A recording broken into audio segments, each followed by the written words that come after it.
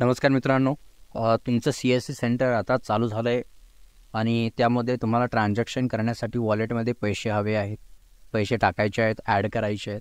पण त्यासाठी जे आहे तुम्हाला एक पिन जनरेट करावं लागतं. वॉलेट पिन आपण ज्याला म्हणतो, तो जनरेट करण्यासाठी जे आहे आपल्याला ही आजची प्रोसेस बघायची आहे.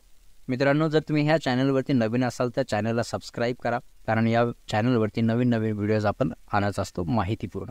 तर मित्रांनो, चला अकाउंटमध्ये जायचं आहे. या ऑप्शनमध्ये त्यानंतर माय प्रोफाईलमध्ये जायचं आहे आणि माय प्रोफाईलमध्ये जे आहे तुम्हाला अशा पद्धतीने 4 ऑप्शन येतील. त्यामध्ये चेंज वॉलेट पिन यावरती क्लिक करायचं आहे आणि त्याच्यावरती क्लिक केल्यानंतर तुम्हाला राईट साईडला जे आहे एक क्वेश्चन येईल, do you know your current wallet pin. आपण नवीन आहोत तर आपल्याला वॉलेट पिन माहितीच नाही आहे, त्यामुळे नोवरती क्लिक करायचं.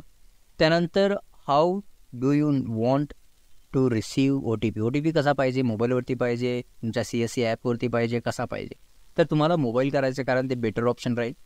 त्यानंतर आपल्याला जनरेट यावरती आपल्याला क्लिक करायचं आहे आणि यावरती क्लिक केल्यानंतर जे आहे तुम्ही बघू शकता की अशा पद्धतीने एक इंटरफेस येईल, ज्यामध्ये तुम्हाला OTP टाकायचा आहे.